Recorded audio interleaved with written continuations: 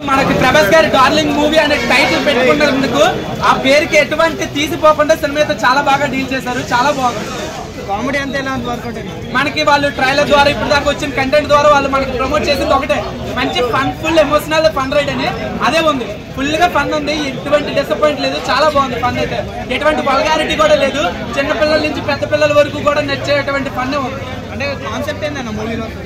పెళ్లి తర్వాత ఫేస్ చేసే సిచ్యువేషన్స్. అందులో మనకి ఇప్పుడు చూసుకున్నట్టయితే పిల్లలు అలా ఉంది, మొగుడు ఎలా ఉన్నారని చెప్పి ఇద్దరికి డిసప్పాయింట్స్ వస్తున్నాయి. కానీ అవి కూడా అర్థం చేసుకొని వాటిని కూడా క్లియర్ చేసుకొని లీడ్ చేస్తే లైఫ్ అనేది ఎంత బాగుంటుందో అని చూపించడానికి ఒకరికి డిజార్డర్ అనేది పెట్టి మనకి డైరెక్టర్ గారు డీల్ చేశారు. అది చాలా బాగుంది. ఆ డిజార్డర్ కూడా మనకి ఆల్రెడీ తెలిసినప్పటికీ కూడా హీరోయిన్ గారి పర్ఫార్మెన్స్ తో నేల్ చేశారు సినిమాని. అసలు యాక్టింగ్ తో చంపేశారు. ప్రియదర్శి యాక్టింగ్ ప్రియదర్శి గారి యాక్టింగ్ కోసం మనం చెప్పాల్సి లేదు, ఎందుకంటే ఒక సైడ్ క్యారెక్టర్స్ గా సైడ్ జూనియర్ ఆర్టిస్ట్ ఇలాంటివి చేసుకుని ఇప్పుడు మెయిన్ లీడ్ గా చేస్తున్నారు. అతనికి ఇలాంటి ఛాన్స్ వస్తుందంటేనే మన అందరికీ తెలుసు అతను ఎంత పర్ఫార్మెన్స్ చేయగలరు. అలా ఆల్రెడీ 2 మూవీస్ చేశారు, సూపర్ హిట్ కొట్టారు. ఇంకో మూవీతో బ్లాక్ బస్టర్ హిట్ కొట్టబోతున్నారు. నెగిటివ్ ఇచ్చే వాళ్ళకి వాళ్ళు ఎందుకు ఇస్తున్నారు అర్థం అవ్వట్లేదు. ఒక్కసారి సినిమా చూసి మీరు రివ్యూ ఇవ్వండి. మీరు ఎలా పడితే అలాగే నోటికి నచ్చి నేను వైరల్ అయిపోతున్నాను, ఎలా చెప్తున్నా అలా చెప్తున్నాను మీరు నెగిటివిటీ చెప్పకండి. సినిమాలో నెగిటివిటీ ఉంటుంది, కానీ అందులో ఉన్న పాజిటివిటీ దాన్ని డామినేట్ చేస్తుంది. అది మీరు ఐడెంటిఫై చేయండి. మీరు ఒకరోజు వాళ్ళు ఎంతో కష్టపడి చేస్తున్నారు, మీరు ఏదో నేను వైరల్ అవ్వాలని ఇష్టం వచ్చింది చెప్పకండి. వాళ్ళు తీసే పాయింట్ ఏంటి, కన్వే చేద్దాం అనుకున్న పాయింట్ ఏంటి, మీకు ఏది నచ్చింది మీరు పాయింట్ ఎక్స్ప్లెయిన్ చేయండి. ఎందుకంటే మీలాంటి వాళ్ళు రివ్యూస్ చూసి ఎంతో మంది సినిమాకి వద్దాం అనుకుంటున్నారు.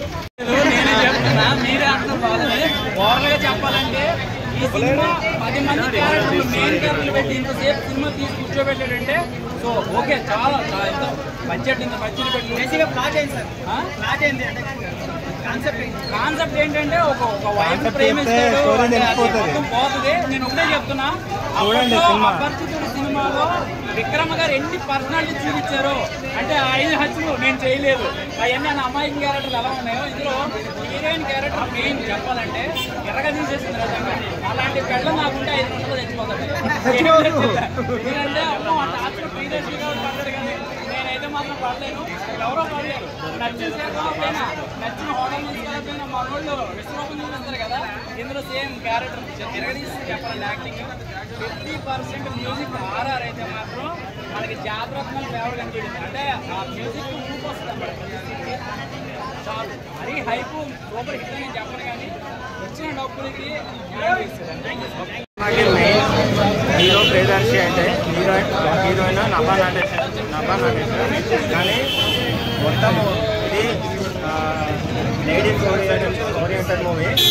నభా నటేష్ పర్ఫార్మెన్స్ వేరే లెవెల్.